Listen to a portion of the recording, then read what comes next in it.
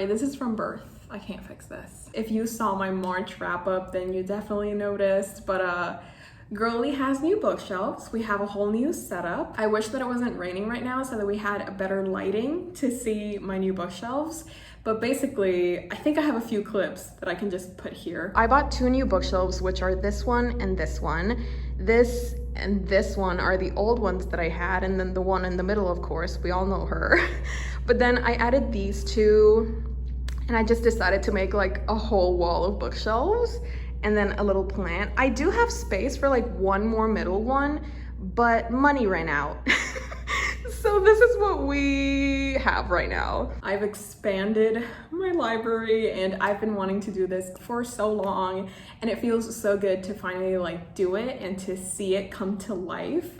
And it just makes me feel very proud. And it's also like given me so much anxiety because it's like, okay, so before I was complaining because I didn't have enough space, and now I'm complaining because I have too much space and I don't know what to put there. It's a good problem to have. Like, either one is a fantastic problem to have, because on one hand you have too many books, on another you have space to fill up with new books. So like, you know, it's all good. It's all good. I'm really excited just to see how they're gonna grow. I really have no idea what I'm gonna do with them. It's like they've taken a life of their own. Sometimes I can't go to bed and I just start organizing, and then I wake up the next day and I'm like, when did I do this? I don't remember doing that. It's definitely taken a few weeks, and I also I had to take a very spontaneous break because I got sick for 2 weeks straight. I was basically bedridden that whole time. I can't believe I'm alive. I don't know if I'm alive actually, but yeah, it just feels really great to be vlogging again because I've missed you guys so very much. The first day that I started feeling better, I felt so good to be alive that I just did the most random video. I did it for my Patreons, and it's basically just going through my whole unread book collection, and I'm letting them choose if I should give it a chance or if I should unhaul them or if I should just give it away, pretend it never existed. And it was just like a really quick, very silly video, but I'm actually really glad that I did it because I have some books that I've had for like over 3 years. And if I haven't picked them up by now, I don't think I ever will, but I'm a person that struggles with making decisions. Like, I'm not a very decisive person. I mean, I'd like to believe I am, but I don't think so. So, of course, I had to ask my premium simpers for some help because if I can't do it, I would rather them do it for me. There are a lot of opinions. Some people are heartbroken. Some people being me. Even though the people are making the decision for me, it's still hard for me to part with books that I've had for so long. And it's, you know, it's gonna take some time to say goodbye, even though I haven't read them, even though I have no connection to them in any way because I have no idea if the book is good or not. It's just that, yeah, I latch onto things, onto material things, sometimes onto people. I'm a very clingy person, I'm sorry. I don't know if you know this about me, but I'm actually a very clingy person. Anyways, how are we doing? I feel like we haven't talked in so long. I'm so sorry. I've missed vlogging. I feel like I said this already, but I've missed vlogging so much. And I've missed talking to you guys in the comments. I want to know how you guys are doing. What are you currently reading? What are you currently watching? Oh my God, okay, wait. So since I was sick and I was in bed for so long, I did manage to watch a bunch of K-dramas. And let me just say, 2 of them have been 5 stars. One of them was a 2-star. And I think the other 2 were like just very average 3-star K-dramas. And then I started another one.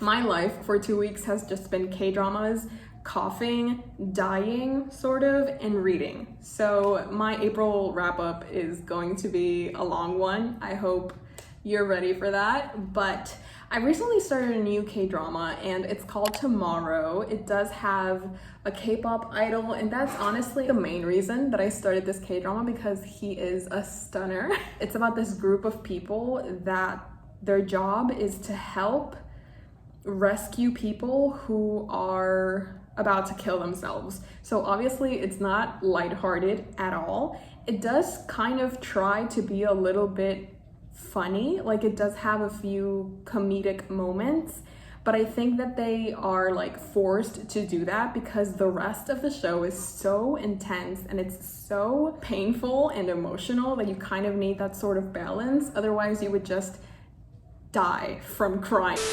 Cut me off for no reason. So I'm sorry if it just randomly cut off, but I think I was talking about a K-drama called Tomorrow, and it's just very depressing, but it's also like really good. I'm on episode 4 now, and I'm having, I wouldn't say a good time, but I'm definitely really enjoying watching this K-drama. Not because it's happy, not because it's funny, but because it just resonates with me for some reason. Then the 2 5-star K-dramas that I watched were 2521. I know a lot of people had issues with the ending. I saw like a lot of people really mad and really upset over the ending. And yes, I did cry my eyes out. I did sob like a child who's lost their parent in the supermarket. But I'm okay with that ending. Let me know if you've seen it and if you saw the ending. How do you feel about the decision that the writers made? I don't want to say much because I don't want to spoil you guys if you haven't started watching this K-drama yet. If you haven't, hello, please do. It's literally, I think so far this is the best K-drama that I've seen in 2022. And so like the bar is really high. If you're looking for a heartfelt and emotional, but also funny and amazing, and like an amazing cast of characters, and the dynamic between all of them and the way that their character develops and the relationships develop. Literally, I have never seen something as beautiful as 2521, and I am never going to shut up about it until you watch it. And then the other 5-star K-drama was Business Proposal. Listen, this is actually adapted from a webtoon, and you can definitely feel like the undertones of a webtoon just because it's just really cute and really funny. And I just love, I don't know, I loved every single second of it because it's so funny and it's so lighthearted. My phone keeps cutting me off, so I feel like my phone is trying to tell me like, sis, maybe stay gone.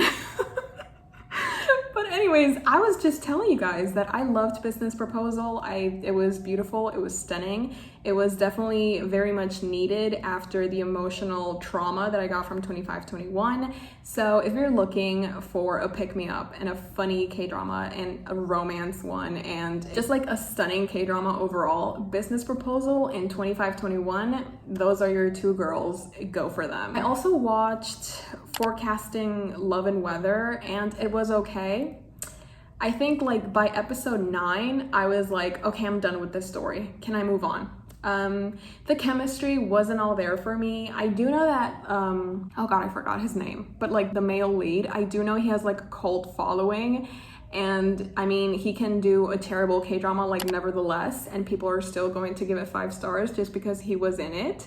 I'm not one of them. Like, I do love him and I do love his acting, but sometimes he just doesn't click with the female lead, and that, you know. Before my phone cuts me off again, I am going to maybe try and edit this video because I really want you guys to know how I'm doing. I want to let you guys know that I'm not dead. That would really be great.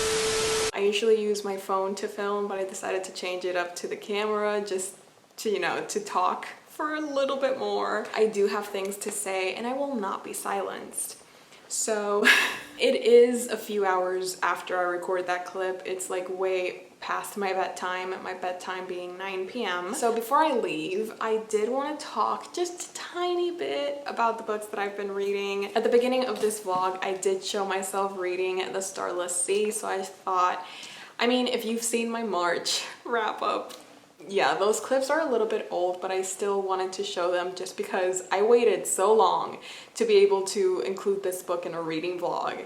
So I wasn't going to let getting sick deter me from using my very god tier clips of The Starless Sea, so please bear that in mind. Please bear with me. I read The Starless Sea in March, and I just had a few clips lying around of me reading it, and I wanted to include them because The Starless Sea, like, the more that I think about it and the more that I just can't stop thinking about it because of how much I loved it. I know that there are some people that just don't vibe with this type of writing and this type of storytelling. I'm one of the people that do, and I just feel like the more this story lives inside of me, the more that I love it, and the more that I just want to be back in this world, maybe even reread it, even though I've read it so recently. I am so interested in picking up The Night Circus, just because if it's even close to being as good as The Starless Sea, it's definitely going to be another book that I'm going to fall in love with. So yeah, I just wanted to talk about that for a little bit. I'm also in the middle of doing a reread of another nostalgic favorite series of mine, which is The Heroes of Olympus. This is the first book, The Lost Hero.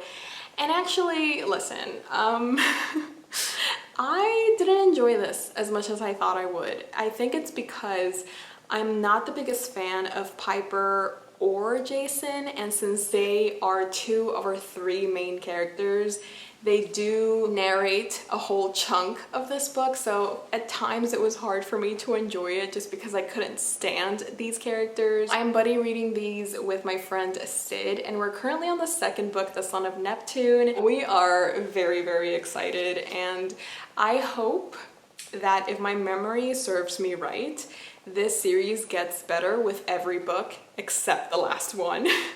Like the last one, yeah, it's the whole thing. But I do remember, like, I remember vividly loving The Mark of Athena and House of Hades. Like, those two books, for some reason, they are stuck with me, and I just feel like I went through something when I read those books, so I can't wait to get to them.